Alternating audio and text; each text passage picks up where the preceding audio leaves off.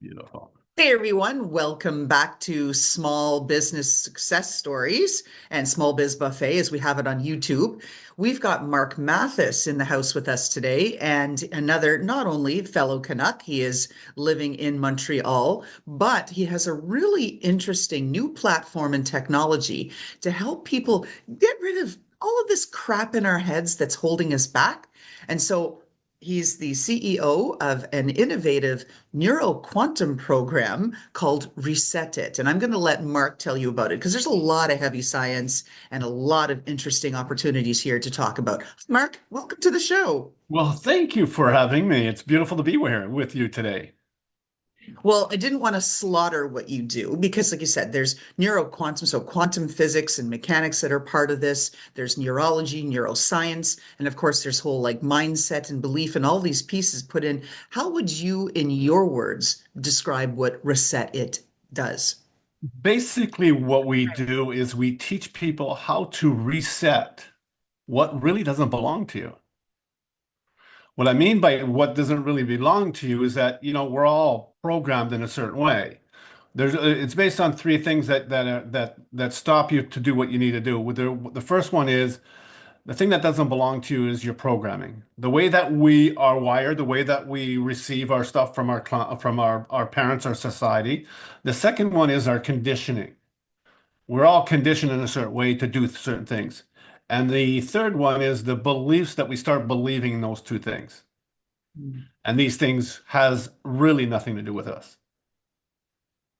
And so, what you're working on in a business, and you've shared that you've been at it for a while, because contrary to what popular belief is out there, people are not overnight successes, right? It takes a little bit of time, Oh. especially in the case of like what you're doing with Reset It. You are leading the charge in technology evangelism, right? A whole new way of doing things. And it takes time for people to understand, to accept, to see the proven nature of it. Talk to us a little bit about what that's been like, having that long-term vision and having to execute year after year to get you to where you are today. Can you share Yeah, some of sure. that? In making of the Reset It program, what we call the neuro quantum experience, because it's an experience that you have to live through. It took me 15 years to get here. Now, during those 15 years, there's things that we tried, there's things that we did, and we changed things around. And I started doing this. I was doing this mostly on my own. And I was teaching here in Montreal. I had my office here in Montreal, and by myself I was doing fine. It was just beautiful. It's slowly growing, but it took me 15 years to get the wording right. What we're really working on is the things that don't belong to us. So for people to understand that, and still today, there's a lot of people that don't understand this. So is that it's to get that message out there that you have something inside of you that has really nothing to do with you. So for us, it's to grow in such a way that it's a slow process. We've changed things, we move in, and about 3 years now, a lady came into my one of my sessions that I did, and she goes, "Wow, this is really interesting." She just went bonkers with it. She goes, "Okay, Mark, I want to learn this too. I want to teach this to other people. I want to teach this too." And I told her at the beginning, I said, well, not right now. I just want to take my time. And says, "No, you're not. You're going to teach me now." Wow. She put it out there for me. But by living the experience that we live in, the way that we do our stuff, it just came in and I had to listen to it. So over that weekend, I just started thinking about, okay, how do I want to teach this? I wrote it down. 20 minutes later, everything was done. The pricing was done, the way that I wanted to teach it, how I wanted to teach it, and how I wanted to put this through. It was done in 20 minutes. When you're ready in that space in your mind that's really clear, then that's where everything follows through. So I called Lynn up. Her name is Lynn, and I called her up the following week. I says, "Lynn, this is what I want to do. This is how I want to do it." And she goes, "Okay, when can I start?" So from that moment, I'm learning as well to teach to other people. So what happens is now people started saying, "Oh, I want to do what you're doing, Mark, too."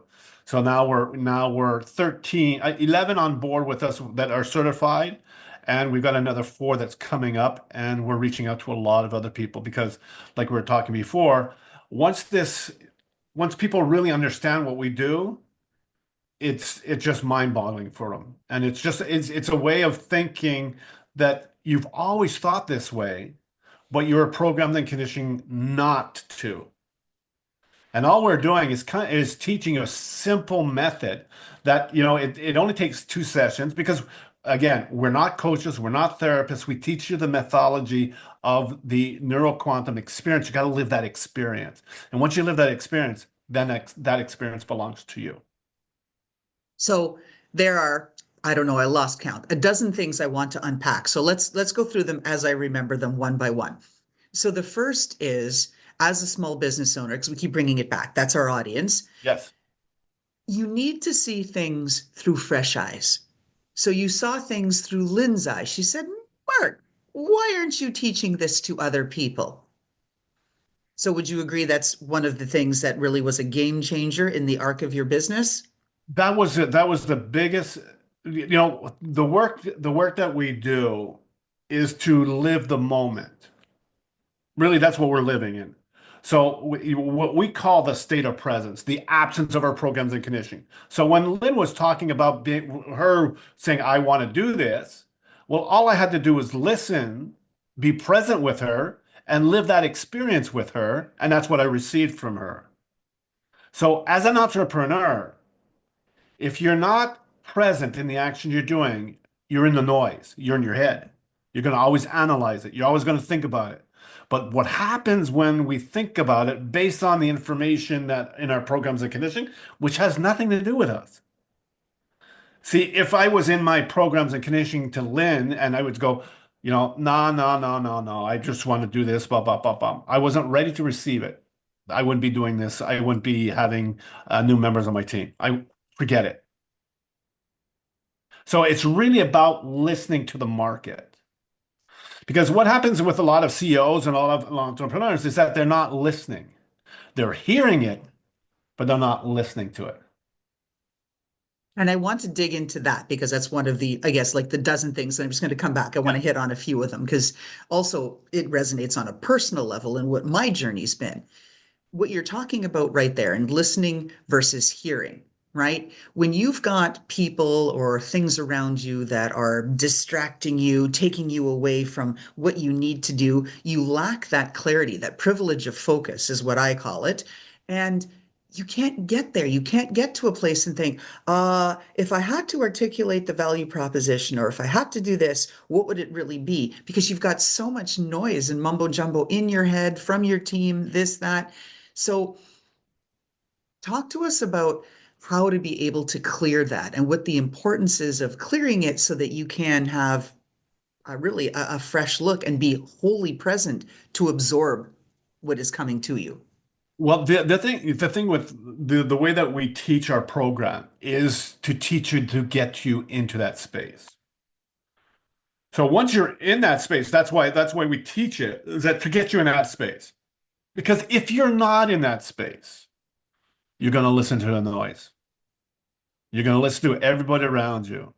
And whatever the results of everybody telling you what you should be doing, Mhm. 95% of business is closed because of those three things: your programming, your conditioning, and your beliefs around things of other people. Because the programs and conditioning has nothing to do with you as a human being. It's been programmed inside of you. So you think that this is what you have to do. But in reality, once you're free of all that noise, once you're free of that space and you're just doing what you need to do, that's what's resonating with people. And that's where you will attract things into your business. You'll attract the people that you need to be attracted. I attracted Lynn into my business. I didn't sell it to Lynn. I wasn't there. Hey, Lynn, you got to buy my program. You got to buy my program. All I was doing, the only thing that I was doing in the first meeting I had with Lynn, I was being me. And she saw something inside of me and she felt it and she says, this is what I want. So this is what we create is that when we're teaching this to entrepreneurs is that they're not selling their program anymore, or not selling their product anymore because what they're doing is being present in the action they're doing, so they're receiving what they need to receive. Because that's the quantum energy field that you're putting out there, and this is what you're going to receive. The same thing happens is that when you're blocked in your mind, the block is telling in the quantum energy field, this is please don't buy from me. So, said in simpler terms, is it really the law of attraction and vibrational energy where we talk about that what we're giving off is then ultimately what we're going to receive, be it a nay or a yay? Well, the thing is that when we put the law of attraction to it, you're attracting things based on your programs and conditioning. You're doing that, of course. But when you're living in the state of presence, you're not attracting anymore. You're receiving. Completely different way of looking at it. I like that. And I am open to receiving. That's why I love doing these podcasts. I learn so much from each of our guests. It's incredible. Now, one more thing I want to go in that like list of a dozen things I wanted to unpack because I don't know, forgotten the other four or five, but one more, the importance of pivoting. So it's not only we've heard you say responding to the market, being fully present and really not just hearing, but listening to what it's telling us, but also the art of the pivot, making changes to bend and go with those ebbs and tides. Talk to us about maybe how many times you've pivoted or how you get the signals to pivot. Talk to us about that experience. I think about pivoting is that all we're doing, we're not pivoting anymore. And that's the beautiful part. We're not pivoting because we're not measuring what we're doing now versus what we did before. That's pivoting. We understand that and we want to pivot to somewhere else. So we're using that pivot. So every time we pivot, we bring our programs and conditioning with the pivoting. Mm. When you're making choices in this moment based on one thing only, you're not pivoting anymore. You're just making those choices. And when you're making those choices from who you are in that core of really resonating with yourself, that is where people are going to come in. It's not pivoting anymore. It's about living the experience, what you have to live through, whatever that's going to come up for you. And that's a really interesting twist on all of it, where I say, like, oh, I've pivoted myself, and reinvented myself more times than Madonna, right? I mean, that's Right. like one of the little buzz lines that I use. But thinking about it in this way, again, is part of the value of these podcasts and talking to experts like yourself from different fields to hear things from a different lane, a different lens, and then figure out how that maps onto my head and what it changes. Right. Already, just this aspect of not pivoting, because then we're really sort of kind of doing a slightly different variation of what we've been conditioned to do or think to do Mhm. versus this is what we've received and now we need to apply. Very different. Exactly, because when you're living that experience, whatever that experience is, like I'll go back to the experience that I lived with, what I lived with Lynn, is that I lived the experience, and my first reaction was, "Oh no, I don't want to do this," based on something that maybe came from my programs and conditioning in that moment, that fraction of a moment, and then when I just came back to that state of who I am, it says, "Okay, let me take a look at it." Let me sit down with myself and take a look at the numbers, take a look at, and when you're in that space where you are so well with yourself, you will always do what you need to do in the moment you need to do it. It's really fascinating as a CEO, a president of a company, or an entrepreneur doing it from this level. And this is what we teach in for CEO suites is we teach this so that they are in that space where they're listening to one thing. They're getting the information, but they're listening to what they feel, how they are in that moment doing it. So that's where really about that state of who you are, that what we call the state of presence. When you're doing things from the state of presence, the absence of our programs and conditioning, everything aligns for you. Everything's already there for you. Because now you're seeing it, but when you're in your programs and conditioning, you don't see it. That's all it is. Do you think it's more difficult to attain that state of presence today versus even a few years ago, given the ripple effect of the pandemic, the geopolitical climate, all kinds of things going on in the world, the noise, the level of social media, fake news, all of this. Is it harder or does it just seem that way? Because again, as part of our conditioning, we're receiving all these messages that tell us it's harder. See, you're receiving 50,000 images all the time. So how the brain is overloaded with all these images. So it's overloaded with all the stuff that, all the garbage that's out there, all the noise, and all these stuff that we're hearing and we're just being part of it. And what they're doing on, let's say on the media side, is that they're transferring their programs and conditioning onto us so that we have a reaction to. And once we have a reaction to, we become them. They're controlling us now. So now we're making decisions based on other people's information on social media. The same thing. We always see things on social media, and you take a look at that's the conditioning response of something that has nothing to do with us. So is one possible solution, obviously again we're not sales pitching, to the audience here and saying other than doing your program, for example, is one of the solutions tuning out from social media and filtering out some of these noises and things coming at us to help us focus as entrepreneurs? See, what happens is that in the mind, the way that the mind works, if we're trying to focusing out of it, we're still in it. Because we're using that same thought process to try to get us out of there. So everything that the duality is always going to be there. You're trying to do something, but it's always attached. You got this little string, the negative around it, the positive around it. Whatever you're putting out there, you have this line that's always there, and it's always going to be attached to a program, a condition, or belief somewhere.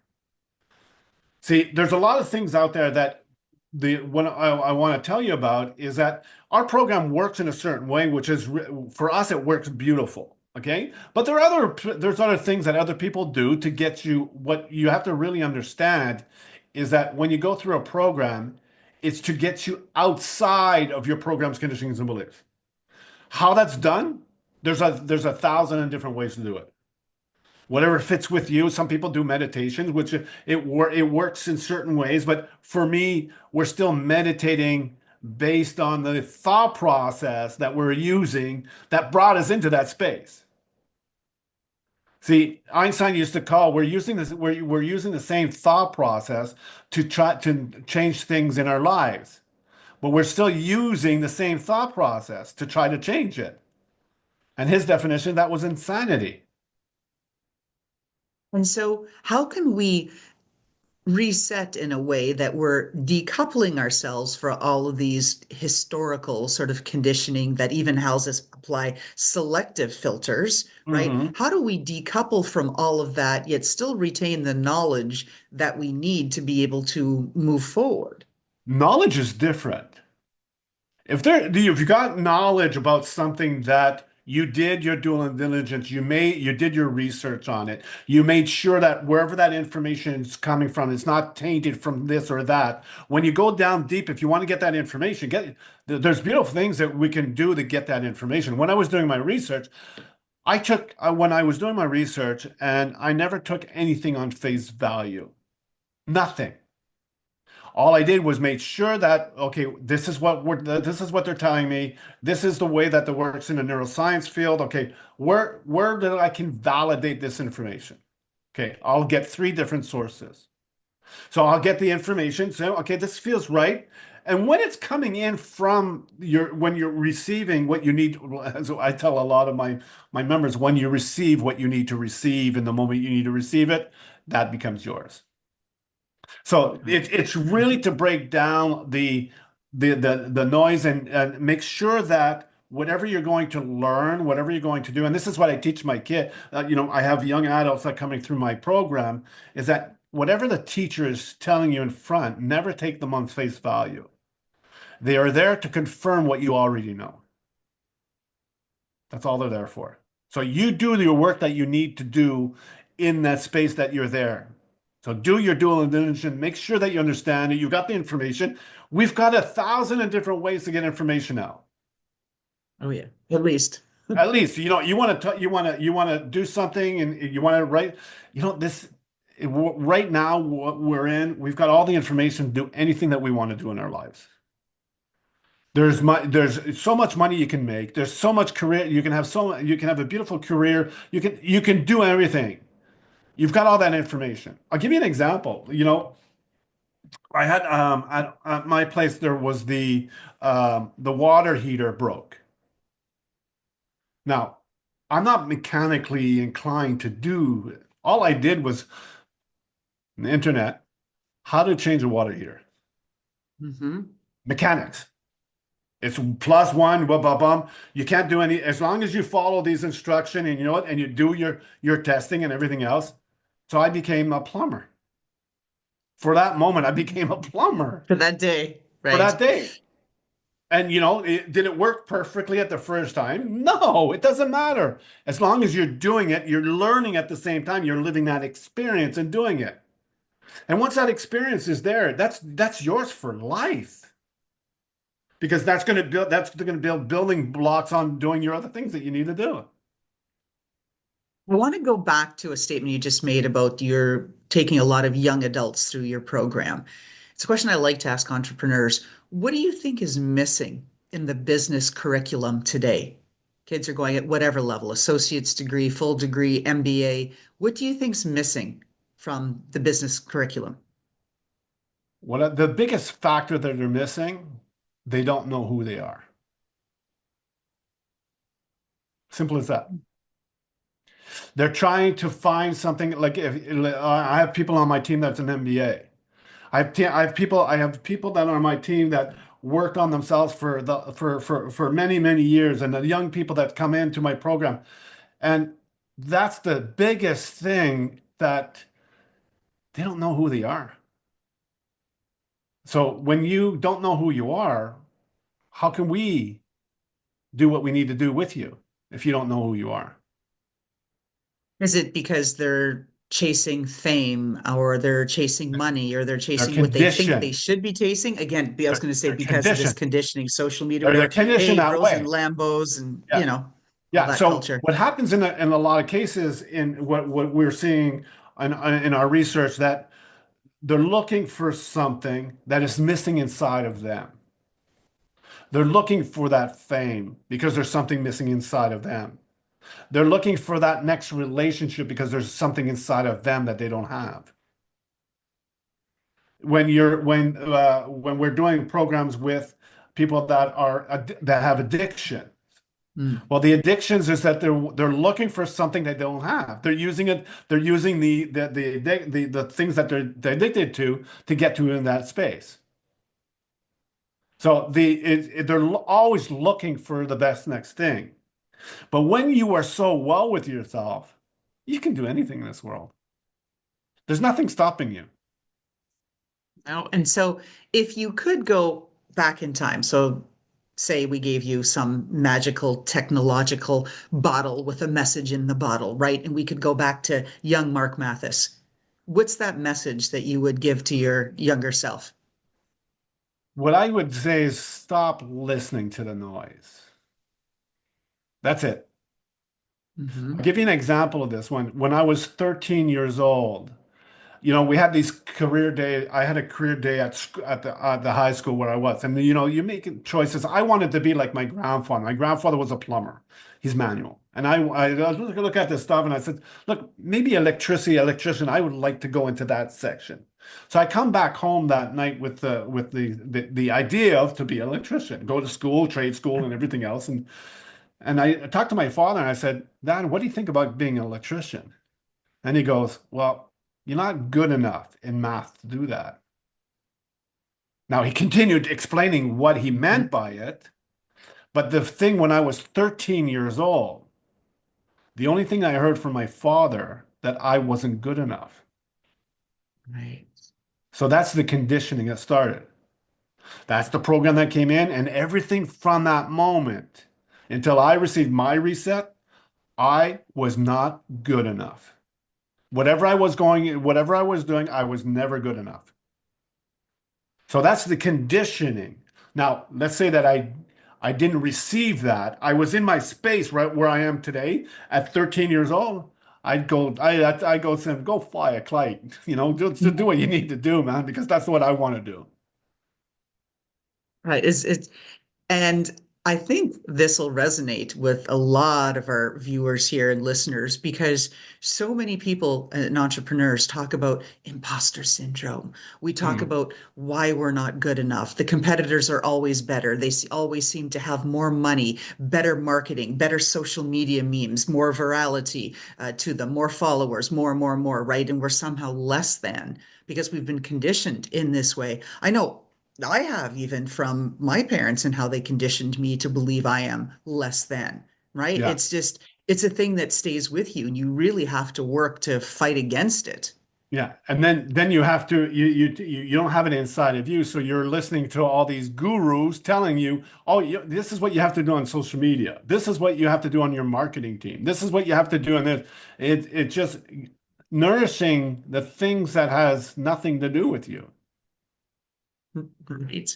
And that's Marketing starts with you. If you're not who you are, you can't market anything.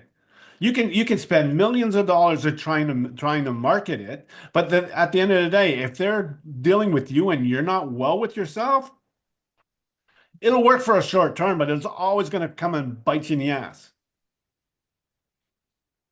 exactly because we're a reflection, right, of what it is. And people are either going to buy into it because they believe in us. Hmm. And then that's why you look on the flip side, people that are exemplary at selling, at vision. You think of Adam Newman, WeWork, and some of these other leaders that were just visionary in their time, but they had the ability and the charisma to convince others, right? Even a couple of people who are incarcerated, Elizabeth Holmes, right, of Theranos. And oh my goodness, I can't remember, I'm blanking on her name. She was just charged the CEO of Frank, helping students get loans and things because she said that she had hundreds of millions of followers that were had signed up for her program, but she did not. And JP Morgan did not take kindly to that after they invested Hmm. 175 million. Yeah, a lot of Right. song and dances. Right. And you can't do smoke and mirrors. People see through it. No. I mean, really, that's the net in what you're saying, right? Exactly, because as an entrepreneur, and this is one of the programs we put in place because when you're working in a corporation and you're hired to do the job that to be a CEO or whatever job that you're in, what you're bringing into the job is your baggage, your beliefs, your programming, your conditioning. So now the company becomes the melting pot of all these programs, conditionings, and beliefs. So if you got 10 CEOs, you got 10 on the C-suite, you got 10 people, you got 10 different programs that are running. Then they say, oh, well, hey, we have to create this culture so that everybody will be part of it and they'll adhere to us and all this other stuff. Yeah, but you know what culture is? It's just another cult. That's all it is. It's in the So word. it's in the word. But when the people are there, if you're in a situation and you resonate an energy of who you are, that resonates with other people. So if you have your whole team in this space of who you are, who they are, man, company runs really nice. And They on the make flip more side, money. They if you make do more not, money. Pardon me? I said, sorry, I didn't mean to interrupt you, but on the flip side, if you do not have everybody running all like tickety boo and in line with who they are and reflecting that outwards, then you go the other way with company Exactly. revenues and things. An example of this is that if you have a receptionist that's not in that space, when she answers the phone, what she's sending in the quantum energy field is saying, please don't buy it from us, go away.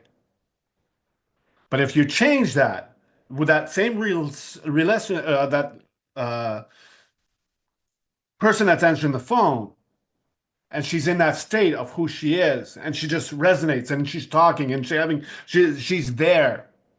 That is where people are going to come back and buy, because it all starts with people. Yes, and I think some level of mindfulness, right? So those that don't really care about their jobs and are just there to collect the paycheck, not to work, right, and not to really represent the company, ultimately do a disservice to themselves and to the organization. Yes, exactly. And the thing with mindfulness is that, see, if you take a look at the mind, you're full of your programs and conditioning. That's what mindfulness is.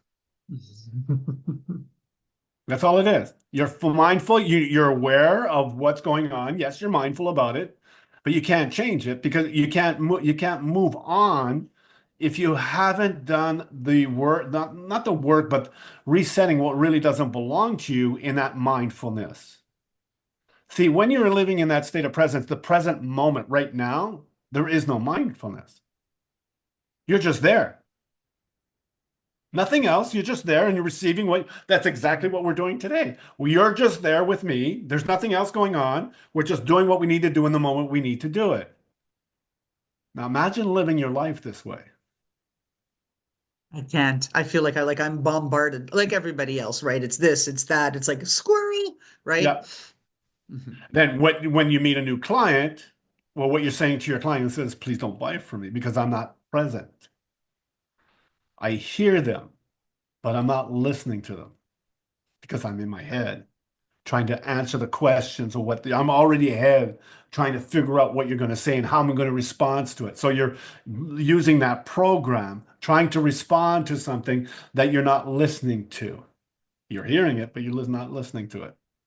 It's so spot on. I think every entrepreneur can relate to that because you're going into it thinking, "Ah, there's a thousand reasons, right? You're already trying to think, what are the objections going to be? How am I going to counter their objections? I'm going to, Yeah. right? You're going in and just people get that. They I did catch this it. for, I did this in sales, I did it in sales every time I go into, we're trained to, okay, they say this, we've got to come up with this, we got to come up with that, we got to promote this, we got to promote that. And all we're doing is transferring the programs and conditioning onto them. And you don't build relationships. You're just another salesperson that comes in trying to sell it to them. But when you are in the state of presence, you're not selling anymore. You're being present with the person in front of you. You're listening. They're busy. Listen, go away. It's not the time. When they appreciate that you're not wasting their time because now you're seeing it, you're being Mhm. part of it, they will remember. They'll call back. They'll do their stuff. I remember one boss that was telling me, "Well, Mark, you got to do, I was developing a new territory. Oh, you got to do, your calls. You got to make sure you got all the appointments. You got to do this. Don't waste your time because it's time is money. All these conditioning." And I go, "No, I'm going into a new territory. They don't know us. I'm just going to say hi. I'm just going to knock on the doors, see who's there, have a conversation around it, make some new friends, do what I need to do, and that's it. That's all I want to do." I said, "Oh, you're going to waste your time." I said, "Let me do my stuff." Okay. So I was calling on a big corporation. I don't know these guys. I just wanted to meet who's there. I don't know who's there. So I call in and I go in and the reception is there. Now the first thing is she's the gateway. Of course. She's stopping things. So I'm just having a conversation with her. And she's busy, so I just move aside. And then when she's free, "Oh, what can I help you with?" And I said, "Well, I'm looking for the person in charge of this, this, this." "Oh, the person is not in right now. Can I give them the card?" Or I says, "Well, yeah, if that's okay with you, can you give them my card and my samples and whatever?" And says, "Yeah, yeah." And she's calling me Mark now because then we have that conversation. So the guy, the receptionist gave the information to the person. The person called me back the next day or the day after. It says, "Hey, Mark." He's calling me Mark now because Jennifer, the receptionist, says, "Hey, you got to call Mark. He's got some. Yeah, I know that you're looking for some. Take a look. Call Mark. He's gonna help you out with it." So he asked me. He goes, "Mark." I says, I have a job for you." I says, "Can you quote on it?" I says, "Sure, I can quote it. That's what I'm there for." So we're having this conversation around it. So I got the quote back. I sent it to my office, got the quote, sent it back. "Perfect, Mark." I says, "I'll send you the PO." The PO was $50,000. Nice. So you never know where it's going to come from. Then I call my boss. I says, "Hey, remember you told me that I had to do all this and this and that?" Look, the first order, Here's the $50,000. PO. Yeah. So the thing is that when you're doing this, and this happens to when you don't have this stuck in your mind that you have to follow these rules. You're just having a conversation with the people that you are with. You're living with the human being of other per Now, the other one might be busy and doing your stuff, but you have to listen to them. You have to be part of it. And the kicker on this one, he finished that year, he finished at $1.5 million worth of sales that year. So you never know where it's going to come from. Never. But isn't that what you're talking about too? The essence of relationship sales, right? Mhm. Relationship selling. But the relationships got to start with you being well with yourself. The first Mhm. relationship you have to build, not with others, with yourself. If you're See, not well that's with yourself, forget it. right. That's the difference, and that's really the spin. I think that's what I'm sure a lot of our listeners have taken away. So, as we're getting close to the end of our show here, what would you like to share with our listeners? The thing that I would like to share is that you have everything that you need is already inside of you. Just listen to it. Simple as that. Beautiful. And before we get to where people can find you, I have to ask my signature question. I ask all of my guests over the years, I've asked hundreds of entrepreneurs and investors. If we peeked into your closet, Mark, right, and we looked in, is there a pair of shoes, boots, some kind of footwear that personifies and embodies your personality and who you are? Just describe what we're looking at and why they're you. Okay. The thing that describes me, I have these shoes that are called five fingers.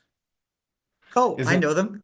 so Yeah. is an individual in my eight toes is individual, and I love wearing them because it's comfortable, it feels good in my body, and I love the reaction of people. They see it. They look at me. I see them walking on the street. If I'm going to a shopping center, they see that. I love the little kids looking at it. They're talking about this. What's all this?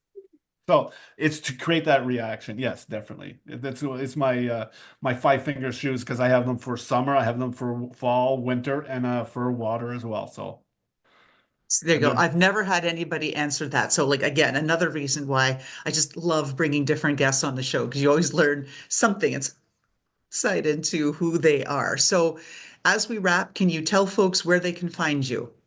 the best way to reach out from our members of our team is on our website, which is www.reset-it.ca. That's the best way to get in touch with us. Okay, perfect. You folks heard it there. Reset it in Canada. So .ca, not .com, right? The world is not only in the United States. The world is happening in a lot of All other over the countries place. around Yeah, us, right? Says the fellow Canuck here. So with that, Mark, thank you very much for being on our show. We wish you continued success and really appreciate how you've shared with us today how we just need to clear all of that programming in our heads and being able to approach everything with clarity and with just openness, right, to receive. So we listen, not hear. exactly. Thank Beautiful. you, Mark. Thank you for putting this together. It was a beautiful conversation. It was wonderful. Thank you, and thank you to our Thank listeners. you. Thank you.